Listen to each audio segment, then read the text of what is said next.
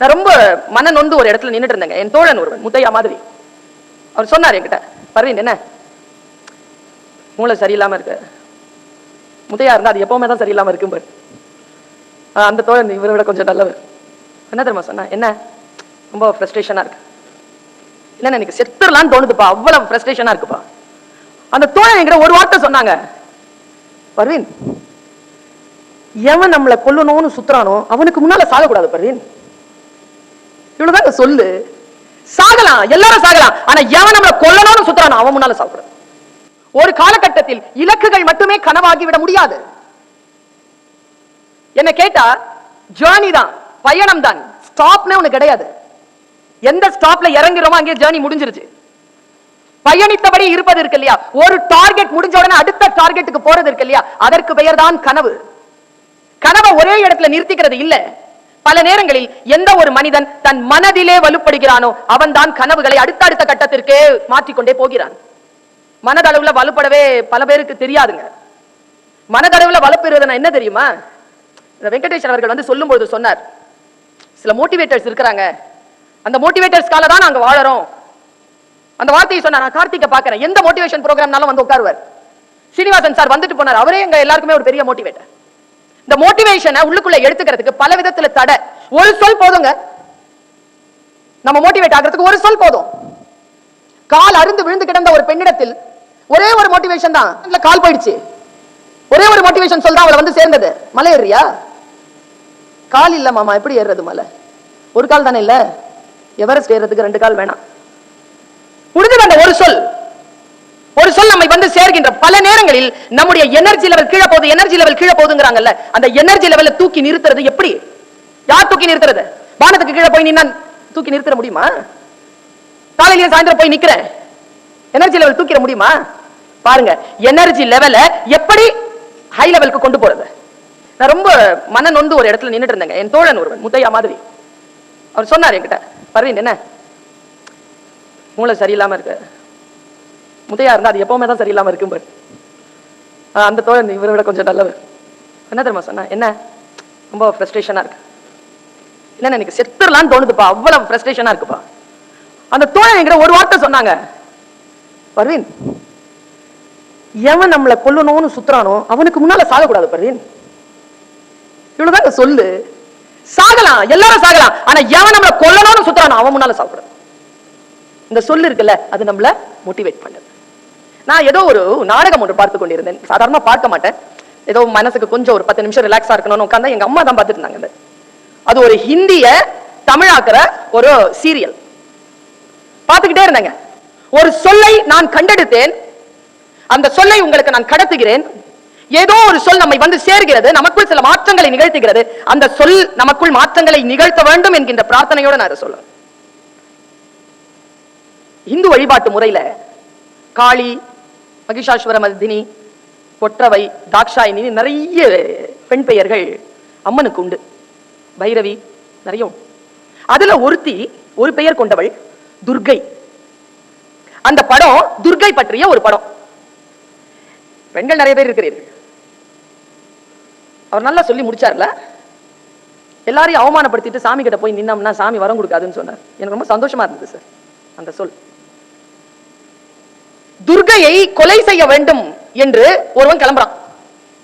அவ பேர் அப்ப துர்கை கிடையாது, அவ பேர் அப்போ ஆதி பராசக்தி. ஆதி பராசக்தியை கொலை செய்ய வேண்டும் என்று, வீழ்த்த வேண்டும் என்று ஒருவன் கிளம்புறான். அப்படி கிளம்புறான்ல, அவனுக்கு பேர் தான் துர்கா மாசுர். அவன் பேர் துர்கா மாசுர். அவன் கிளம்புறான், ஆதி பராசக்தியை கொன்னுறணும்னு முடிவு, அவனுக்கு அழிச்சிடணும்னு முடிவு. நான் பேசிக்கிறது இருக்கிறது எனர்ஜிய, சக்திங்கிற எனர்ஜியை பேசிட்டு இருக்கிறேன். ஒரு அசுரன் அந்த எனர்ஜியை நாசம் பண்றதுக்கு கிளம்புறான். ஆதி பராசக்தியை அசைக்க முடியாது அப்படின்னு முடிவு வருது. தவத்துல உட்கார்றான். சில பேர் நம்மளை கொல்லணும்னு சுத்துவான்ல, அவன் என்னென்னமோ பண்ணுவான். நம்ம தப்பிக்கிறவங்களை விட கொல்லணும்னு சொல்றவன் ரொம்ப ஐடியாலாம் போடுவான். அவன் போய் உட்காந்து யாருக்கு தெரியுமா பிரார்த்தனை பண்றான்? காளிக்கு பிரார்த்தனை பண்றாங்க. காளி வந்துட்டா. காளி கிட்ட கேட்கறான், நான் ஆதி பராசக்தியை கொல்லணும், வழி சொல்லு. அவ சொல்ல, நீ கொல்ல முடியாது. நீ கொல்ல முடியாதெல்லாம் சொல்லாத, வழி இருக்கும்ல சொல்லு. முடியாதுங்கிறா. நீ முடியாதுன்னா நான் போக விட மாட்டேன்னு கைய கால அறுத்து அறுத்து போடுறாங்க. அவன் முன்னால தவம் கடுமையா செய்யறான். காளியால ஒண்ணுமே முடியல, அப்படியே வந்து நிக்கிறா. நீ நீ விட்டுட என்னங்கிறா. ஆதிபராசக்தியை கொல்லன்றதுக்கு உங்ககிட்ட தான் ஐடியா இருக்கு, நீ சொல்லலன்னா உன்னை விட மாட்டேன் நிக்கிறாங்க. நான் அதை காட்சியா பார்த்துட்டு இருக்கேன். நிறைய பேர் பார்த்திருப்பீர்கள். ஆனா சொன்னார் இல்லையா, உணர்ச்சியோடு சேர்ந்தால்தான் அந்த கனவு மெய்ப்படும்னு. கனவு மட்டுமல்ல, எல்லா விஷயங்களிலும் ஆர்வமும் கான்சியஸ்னஸ் சொல்றோம் இல்லையா, உணர்வு. அந்த உணர்வை சேர்த்தா பல விஷயங்கள் தெரியாத பல மறைமுக பக்கங்கள் நமக்கு முன்னால் வெளிச்சமா வருது. அப்படி அவ வந்து சொல்றான், எனக்கு பதில் சொல்லு. அவ சொல்ற ஒரு ரகசியத்தை உங்களுக்கு நான் கடத்துறேன். அவ சொல்றா, பெண்கள் கவனம், முக்கியமா பெண்களுக்கு தான் இதை நம்ம தெரியப்படுத்தணும். பெண்களை வீழ்த்துவதற்கான ஆயுதம் பெண் என்பது சக்தியின் வடிவம், ஆண்களிடத்திலும் அது இருக்கிறது. அவன் சொல்றான், சொல்லு எனக்கு ஐடியா சொல்லு. காளி சொல்றா, நீ ஆதிபராசக்தியை அழிக்க முடியாது, ஆனா அவ எனர்ஜியை குறைக்க முடியும், அவளை பலவீனப்படுத்த முடியும். அவளை பலவீனப்படுத்திட்டனா அவளை நீ ஜெயிக்கலாம், அது உன்கிட்ட இருக்கு.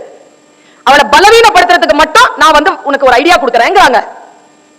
எனக்கு ஒரு பக்கத்துல அதை கேட்கறதுக்கே பயங்க. எனக்கு ஒரு பக்கத்துல மிஸ் பண்ணிட்டோம்னா ஒரு ஆபத்தில் இருந்து நம்மை நாம் காப்பாற்றிக் கொள்வதற்கான வழி தெரியாம போயிடுமோ அதை கேட்கிறேன். ரெண்டு விதத்துல என்னுடைய மனம் அலைப்பாயுது. அவ காளி என்ன சொல்ல போறான்னு தெரியல.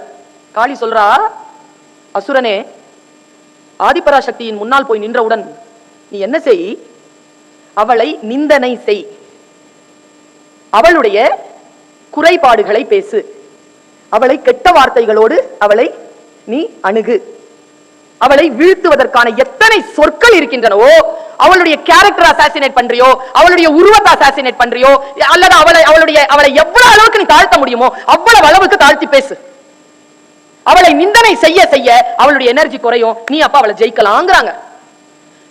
இந்த இந்து மரபு கதையிலிருந்து நான் எடுத்துக்கொண்ட மிக முக்கியமான முத்து என்ன தெரியுமா, ஒரு ஆளினுடைய எனர்ஜியை குறைக்கணும்னா அவளுக்கு முன்னாலேயோ அவனுக்கு முன்னாலேயோ நிந்தனை வார்த்தைகளை சொல்லுவது. ஆனால் மிகச் சரியான ஒரு பாசிட்டிவா எடுத்துக்கிட்டோம்னா, யார் கெட்ட வார்த்தைகள் சொல்லுகிறார்களோ, யார் நமக்கு எதிராக நெகட்டிவ் வார்த்தைகளை சொல்லுகிறார்களோ, அவர்கள் நம்முடைய எனர்ஜியை காலி பண்றதுக்காக சொல்லிட்டு இருக்காங்க அப்படின்னு நினைச்சிட்டு எவன் ஒருத்தன் நம்மளை கொல்லணும்னு சுத்துறானோ அவனுக்கு முன்னால சாகக்கூடாதுன்னு முடிவு பண்றவங்க நிந்தனை வார்த்தைகளை ஜெயிக்கிறார்கள். வெளியிலிருந்து வருவது சில விஷயங்களுக்கு நம்ம நின்று எதிர்கொள்ளணுங்க. பல விஷயங்களை நின்று எதிர்கொள்ள வேண்டும். நாம் பல விஷயங்களை நின்று எதிர்கொள்வதில்லை. ஜப்பான் நாட்டுல போயிட்டு வந்திருக்கிறாங்க நிறைய பேர். மீன் இருக்குல்ல, உயிரோடு மீன் சாப்பிடுவாங்க. நான் ஒரு வெளிநாட்டுக்கு போயிருந்த போது ஒரு ஜாப்பனீஸ், ஒரு தமிழர் ஜாப்பனீஸ் கல்யாணம் பண்ணியிருக்காங்க. அவங்க வீட்டில் எங்களுக்கு விருந்து இருந்தது. வெஜிடேரியன் ஃபுட் தான் கொடுத்தாங்க. என் கூட வந்த ஒரு பேச்சாளர் கேட்கக்கூடாத ஒரு கேள்வியை கேட்டார். என்ன கேட்டார்னா, மீன் நாருமே பச்சையா சாப்பிட்டா எப்படி சாப்பிட்றீங்கன்னு கேட்டார். அந்த அம்மாவுக்கு ஒரு பதில் சொல்லிச்சுங்க, சூப்பர் பதில். அது நாரத்துக்கு முன்னால நாங்க சாப்பிட்டுருவோம், நீங்க தான் நாரணத்துக்கு அப்புறமா சமைக்கிறீங்க. எனக்கு ரொம்ப பிடிச்சிருந்ததுங்க அந்த பதில். உயிரோட மீனை அவங்க சாப்பிடுறாங்க, பசுமையா அப்படியே சாப்பிடுறாங்க, ப்ரானிக் ஃபுட்டா சாப்பிடுறாங்க, அப்படியே பசுமையா சாப்பிடுறாங்க. சொன்னா அங்க இருந்து ஒரு மீன் கொண்டு வந்து போட்டிருக்கிறாரு ஒரு மீனவர். மீன் விக்கல, ஏன்னா மீன்ல உயிர் இல்ல மீன்ல.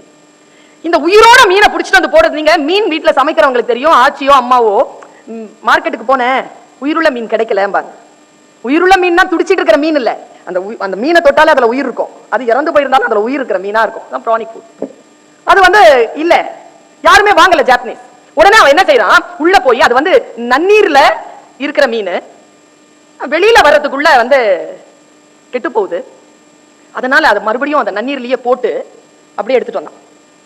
எடுத்துட்டு வந்தாலும் கடல்ல நீ அந்த பெரிய ஏரியில நீந்த நீர் மீன் சின்ன இதுல செத்து போகுது. அதுக்கு அவன் ஒரு ஐடியா பண்ணாங்க.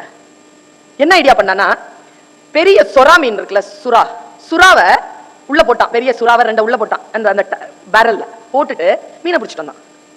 எல்லா மீன்ல அந்த சொரா வந்து ஒரு 100 மீன் போட்டானா ஒரு 20 மீன் சாப்பிட்டுருச்சு சொரா. ஆனா மீதி இருக்கிற 80 மீன் உயிரோட இருந்துச்சு. அதுக்கு அவன் காரணத்தை எழுதுறான். அந்த ஏரியிலிருந்து எடுத்த மீன் உள்ளே வந்து சேர்கின்ற பொழுது அது தன்னுடைய வாழ்க்கை முடிஞ்சது அப்படிங்கிற நிலையில வந்து சேருது. அதனால அதுல உயிர் இல்ல. ஆனா இந்த சுறாவை போட்ட பிறகு அந்த மீன் வந்து சாப்பிடறதுக்காக அந்த சுறா சுத்தும் பொழுது அந்த போராட்டத்துல இருந்தது பாருங்க, அந்த மத்த மீன்கள், உயிர் கொடுக்காத மத்த மீன்கள் அந்த போராட்ட குணத்தாலேயே உடம்புல உயிர் சத்தோட வந்து சேர்ந்துருச்சுன்னு எழுதுறாங்க. சொல்லிட்டவன் என்ன சொல்றான், போராட்டம் இருக்கின்ற வரைக்கும் தான் வாழ்க்கையில் உயிர்ப்பு இருக்கும் என்று பேசுகிறான். போராட்டம் வேண்டாம் என்று சொல்வதல்ல, போராட்டத்தை சரியாக எதிர்கொள்ளக்கூடிய, அது எந்த போராட்டமாகவும், ஒண்ணு மன போராட்டமாகவும் இருக்கலாம், உடல் போராட்டமாகவும் இருக்கலாம், சமூக போராட்டமாகவும் இருக்கலாம். அதை எதிர்கொள்ள வேண்டும் என்று நினைக்கக்கூடியவர்கள் தான் வாழ்க்கையில் ஜெயிக்கிறார்களே தவிர மற்றவர்கள் தோற்று போகிறார்கள். போராட்டத்தை பார்த்து பயந்து போறது அல்ல, போராட்டம் வேண்டாம் என்று சொல்லுவது அல்ல, இருக்கின்ற போராட்டத்தை சரியாக எதிர்கொள்ளக்கூடியவர்கள். எனக்கு சாதாரணமா ஒரு டீச்சரா இருக்கிறதுனால எப்ப பார்த்தாலும் இந்த மோட்டிவேஷன் ப்ரோக்ராம இன்னைக்கு +1 +2 10 ஸ்டூடெண்ட்ஸ்க்குலாம் நடத்துறாங்க. இப்போ 3rd ஸ்டாண்டர்ட்க்கு நடத்த வேண்டியதா இருக்கு, ஏன்னா அங்க ஃபெயில் ஆக போறாங்க. இப்போ ஸோ எல்லாருக்கும் வந்து அந்த மோட்டிவேஷன் தேவைப்படுது. இப்போ எனக்கு ஒரே ஒரு கொஸ்டினுங்க, எனக்கு அவர்கிட்ட சொல்லிட்டு போனேன். நான் காலையில சாப்பிடும் போது சொல்றாருங்க மனுஷன், தட்டுல என்ன இருக்குன்னு பார்த்து நானும் சாப்பிடலான்னு பார்த்தேன். பரமன் சார் என்னதான் சாப்பிடுறீங்க, அப்படி ஃபிட்டா இருக்கிறீங்களே? நான் எல்லாம் சாப்பிடுவேன் பாருங்க. அப்படி கோவம் வந்துச்சுங்க எனக்கு. யார்கிட்டயே போய் நீங்க இவ்வளவு நல்லா இருக்கிறீங்களே, நான் அதெல்லாம் ஒண்ணுமே போட்டுக்கிறது இல்லைங்க, ஜஸ்ட் அப்படிம்பாங்க. ரகசியத்தை சொல்லவே மாட்டாங்க. இந்த ஃபர்ஸ்ட் மார்க் வாங்குற பொண்ணுகிட்ட எக்ஸாமினேஷன் ஹால் போகும்போது கூப்பிட்டு கேளுங்களேன், சும்மா பேசினாலே சொல்லுவாங்க ஒண்ணுமே பிடிக்கலப்பா. பார்த்துருக்கீங்களா? நான் இந்த ஸ்டூடெண்ட்ஸ்க்கெல்லாம் சொல்லுவேன், ஃபர்ஸ்ட் மார்க் வாங்க வேண்டாங்க. டீச்சரா சொல்றேன், ஃபர்ஸ்ட் மார்க் நீங்க படிச்சிருந்தீங்கன்னா ஏதாவது ப்ரொஃபஸர் ஆயிருப்பீங்க சார், நல்ல வேலை படிக்கல, பெரிய தொழிலதிபர் ஆயிட்டீங்க, பெரிய தொழிலதிபர் ஆயிட்டீங்க. நான் ஒண்ணு சொல்றேங்க, ஃபர்ஸ்ட் மார்க் வாங்க கூடாதுங்க, ஃபர்ஸ்ட் மார்க் வாங்குறவன ஜெயிக்கணும். அப்படிதான் நம் குழந்தைகளுக்கு நாம் சொல்லி தர வேண்டும். எவ்வளவு ஃபர்ஸ்ட் மார்க் வாங்குறாளோ அவளெல்லாம் ஜெயிக்கணும். அப்படிதான் எப்படி? இப்ப என் கிளாஸ்ல சத்யபாமா தான் ஃபர்ஸ்ட் மார்க் வாங்கினா, நான் 58 தான். சத்யபாமா எங்க இருக்கிறான்னு யாருக்குமே தெரியாது, நான் எங்க நிக்கிறேன்னு சத்யபாமாக்கு தெரியும்ல. ஜெயிக்கிறதுங்க, வாழ்வில் ஜெயிக்கிறதுங்கிறது என்னது? மார்க் வாங்குறது இல்ல, பணம் சம்பாதிப்பது அல்ல, வாழ்க்கையை முழுமையாக கொண்டு சேர்ப்பது, முழுமையான நிறைவோடு இருப்பது. நம்மில் பல பேருக்கு இந்த ரகசியங்கள் தெரிவதில்லை. இந்த ரகசியங்கள் தெரியாத காரணத்தினால் தான் அவர் அழகா சொன்னாருங்க ஒரு விஷயம், ரொம்ப ஆழமா யோசிங்கன்னு வச்சுக்கோங்களேன். சில ரகசியங்களை சொல்கிறார்கள், ஆனால் அந்த ரகசியங்கள் புரிவதில்லை. அந்த புரிவதற்கு இன்னும் சில சொற்கள் தேவைப்படுகின்றன, இன்னும் சில சொற்கள். ரூமி சொல்றான் ஒரு வார்த்தையை, உங்க டைரியில போய் எழுதி வச்சுக்கோங்க. மெதுவாவே சொல்றேன், இப்போ எழுதாதீங்க, மனசுல எழுதுங்க, வீட்டுல போய் டைரியில கண்டிப்பா எழுதுங்க. உன் காரணங்களாலேயே நீ தோற்கடிக்கப்படுகின்ற பொழுது, உன் காரணங்களாலேயே நீ தோற்கடிக்கப்படுகின்ற பொழுது அந்த காரணங்கள் மீது சந்தேகம் வராதது ஏன்? இது ரூமி கேட்கிற கேள்வி. உன் காரணங்களால் தான் நீ தோற்கடிக்கப்படுகிறாய், இருந்தாலும் நீ அடுத்தவர்களைத்தான் குறை சொல்லிக் கொண்டிருக்கிறாய். அது எப்பொழுது உன் காரணங்களால் தான் நீ தோற்கடிக்கப்படுகிறாய் என்கின்ற அந்த சந்தேகம் அந்த காரணங்களின் மீது உனக்கு வருகின்ற பொழுது நீ சில எல்லைகளை அடைகிறாய். ரொம்ப ஆழமா உங்க மனசுல ஏதாவது ஒரு விஷயத்தை நினைச்சீங்கன்னா அது நிச்சயமா சாத்தியமாகுதுங்க. இந்த ரகசியம் பெரும் ரகசியத்தை ரொம்ப மன வெளிச்சமா சொல்றேன், மிக ஆழமாக எந்த விஷயத்தையாவது நீங்கள் நினைச்சீங்கன்னா அது உங்க காலடிக்கு வரும், உங்க முன்னால வந்து நிற்கும். என்னுடைய குருநாதர் என்கிட்ட சொன்னார், இஸ்லாமியர்கள் இறைவனுக்கு முன்னால் வழிபாடு நிகழ்த்துகின்ற பொழுது, பிரார்த்தனை நிகழ்த்துகின்ற பொழுது கையை தூக்கி இப்படி கட்டி நிற்பாங்க, கடவுளுக்கு முன்னால் நிற்போம். அப்படி நிற்கும் பொழுது அவர் சொன்னார், நீ எப்பொழுது தக்பீர் கட்டிட்டு அப்படி நிற்கிறியோ, இறைவனே உன் சபைக்கு முன்னால் உனக்கு முன்னால் நான் உன்னை பணிந்து இதோ வந்து நிற்கிறேன் அப்படின்னு வந்து நின்னாலே இறைவனுடைய அந்த கான்சியஸ் இருக்குல்ல, அது அப்படியே உங்களுக்கு முன்னால் அப்படி வந்து நிற்குமா, இங்க நிற்குமா. இந்த உணர்வோடு பிரார்த்திப்பது. முதல்ல மனதில் நம்மளை சுத்தி போடுறாங்க தெரியுமா, உப்பு சுத்தி போடுவாங்க. முதல்ல நம்புறோம் நமக்குள்ள இருந்து ஏதோ ஒன்று வெளியில போகுதுன்னு, அப்ப அது போயிடும். இந்த நம்பிக்கை இருக்கு இல்லையா, மனதிற்குள் இந்த நம்பிக்கை, அதுதான் பல பேரிடத்தில் இல்லை. எல்லாரும் சொல்றாங்க, ஆனால் பல பேருக்கு அந்த ஆழமான அந்த நம்பிக்கை வரமாட்டேங்குது. நான் ரொம்ப பிரார்த்தனையோட இதை சொல்றேங்க. சார் நிறைய விஷயம் சொன்னார், தலைக்குட்டி வெளியில அனுப்புனாங்க, எல்லோருக்கும் ஒரு கதை இருக்குல்ல. இந்த ஜெனரேஷன்ல முன்னேறின எல்லோருக்கும் ஒரு கதை இருக்கு. யாருமே வந்து சில்வர் ஸ்பூன் வச்சுட்டு பிறந்தவங்க இல்ல, வாழ்க்கையின் உயரங்களை எட்டியவர்கள். ரொம்ப ஆழமா சில விஷயத்தை யோசிங்க, நினைங்க, அது உங்க காலடிக்கு வருதா இல்லையான்னு பாருங்க. இன்னில இருந்து யோசிங்க. ஆனா கமிட்மெண்டோட யோசிங்க. இதை நான் முடிக்க வேண்டும் என்ற கமிட்மெண்டோட ஒன்றை யோசித்தால் அது வரும். எங்க வீட்டுல நாங்க 5 பேருங்க. எங்க அம்மா அப்பா ஒவ்வொரு மாசமும் சினிமா போவாங்க, ஒவ்வொரு மாசம் போவாங்க. ஆனா 5 பேர்ல யாராவது ஒருத்தர் தான் கூட்டிட்டு போவாங்க. நாங்க 4 பேரை வெயிட் பண்ணுவோம். எங்க அம்மா ஒரு வார்த்தை சொல்லுவாங்க, அவங்க பீரோ திறந்து அந்த ஸ்னோ ஒண்ணு வரும், அந்த ஸ்னோ போட்டாலே இப்படி இப்படி தொட்டு தொட்டு போடுவாங்க. அப்படி பார்ப்பேன், போனாலும் தெரியும் அப்பாவோட சினிமா போறாங்க. ஆனா யாருக்கு டேர்னோ அவங்க தான் கூட போவாங்க, ஒருத்தர் தான் கூட்டிட்டு போவாங்க. என் டைம் முடிஞ்சிருச்சுன்னா என்கிட்ட சினிமா போறாங்கன்னு சொல்ல மாட்டாங்க. என்கிட்ட எங்க போறேன்னு சொல்லுவாங்கன்னா சுடுகாடு போறேன்னு சொல்லுவாங்க, கபர்ஸ்தான் அப்படிம்பாங்க. அப்பதான் கோவத்துல புள்ள நகர்ந்துருவோன்ட்டு. அப்ப நான் சொல்ல நானும் வரேன்னு சொல்லுவேன். எனக்கு கபர்ஸ்தானாலே தெரியும் சினிமா தேட்டர் தான், நானும் வரேன்னு சொல்லுவேன். எனக்கு சினிமா பார்க்கறது பிடிக்கும். ஒரு வாட்டி தான் 4 மாசம் வெயிட் பண்ணணுங்க. அப்படி நான் போய் பார்த்த ஒரு படம், இது வரைக்கும் என்னால மறக்க முடியாத ஒரு படம், இன்னைக்கு கூட மறக்க முடியலைங்க. இன்னைக்கு கூட ஓடி போய் அந்த அலாவுதீனை பார்த்துட்டு வந்தாங்க. வந்த ஃபர்ஸ்ட் டே போய் பார்த்துட்டு அவ்வளவு பிடிக்கும் எனக்கு அந்த ஃபேரி டெய்ல் கதை. பட்டணத்தில் பூதம் படம் பார்த்திருக்கீங்களான்னு தெரியல, என்னன்னு தெரியலங்க. அந்த சின்ன வயசுல அந்த ஒரு 8-7 வயசுல நான் பார்த்திருப்பேங்க. என் மனசுக்குள்ள அப்படின்னு பாரா கையில அந்த லட்டு பெரிய பெரிய வடை எல்லாம் எடுத்துக்கிட்டு திருப்பதியில இருந்து டைரக்டா கொண்டு வருவாங்களா, அதெல்லாம் பார்த்துட்டு வீட்டுக்கு வந்துட்டேன். அடுத்த மாசம் வேற படத்துக்கு போறதுக்கு முன்னால சொல்றேன், 10 நாள்ல சொல்றேன், எங்க அக்காவுக்கு அதே படத்தை கூட்டு போங்க. என் அக்கா பார்க்கணும் அந்த படத்தை. ஏன்னா நானும் எங்க அக்காவும் ஜோடி பார்க்கணும். எங்க அம்மா சொன்னாங்க அதெல்லாம் இல்ல, ஒரு படத்தை ஒரு தடவை பார்க்கறது ஜாஸ்தி, அதெல்லாம் பார்க்க முடியாது, நீ போ, அடுத்த மாசம் படமே கிடையாதுன்ட்டாங்க. என்னன்னு தெரியலங்க, 4 வருஷத்துல அந்த படம் டிவில போட்டாங்க. எங்க வீட்டுல டிவி கிடையாது, எங்க அக்காவுக்கு கண்ணு தெரியாது, சோடா புட்டி. பக்கத்து வீட்டுல தான் டிவி. 50 பைசா கேட்கறாங்க, 50 பைசாலாம் இல்ல. எப்படியாவது கெஞ்சி கூத்தாடி போய் அவங்க வீட்டுல தண்ணி கிணி பிடிச்சிட்டு கொடுத்தோம்னா உள்ள உட்கார வச்சிருவாங்கன்ட்டு எவ்வளவு முயற்சி பண்றீங்க. எங்க அக்காவை கையில பிடிச்சிட்டு ஃபுல்லா கதை சொல்லிட்டேன், அவ கையை கொடுத்துட்டு உட்காந்துட்டு இருக்கான். பக்கத்து வீடு கூட்டிட்டு போனேன், காசு எல்லாம் உள்ள அனுப்ப மாட்டேன்ட்டாங்க. கூட்டிட்டு மேல வந்து எங்க அம்மா கிட்ட காசு கேட்கறாங்க. இந்த அத்திவரதர் மாதிரியே படுத்துட்டு இருக்காங்க, படுத்துட்டு இருக்காங்க, தூங்குற மாதிரி படுத்துட்டு இருக்காங்க. காலை பிடிச்சி பாக்குறோம், 7 மணி ஆயிடுச்சுங்க. இதுக்கு மேல அந்த பூதத்தையாவது காட்டிடுறேன் அக்காவுக்கு. கையில பிடிச்சிட்டு தெருவுல ஓடுறேங்க. நானு திருப்பூர் வீடுன்னு ஒரு வீடு இருக்கு எங்க தெருவுல, திப்பு தெருவுல, திருப்பூர் பனியன்காரங்க வீடு, பல மாடி கட்டியிருப்பாங்க. உங்க வீட்டுல டிவி இருக்குன்னு தெரியும் எனக்கு. கூட்டிட்டு போறேன், கதவு அடைச்சிருக்கு, கதவு தட்டுறேன், திறக்கிறாங்க. செய்திக்கு 5 நிமிஷம் இருக்கு, 7 மணிக்கு செய்தி. எங்க அக்கா அந்த படம் பார்க்கணும்னா செருப்பு எல்லாம் வச்சிருக்கிற இடத்துல உட்கார சொல்றாங்க.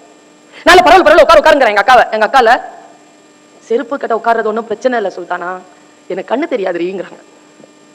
அவ்வளவு தூரம் டிவி தெரியலங்குது எங்க அக்கா.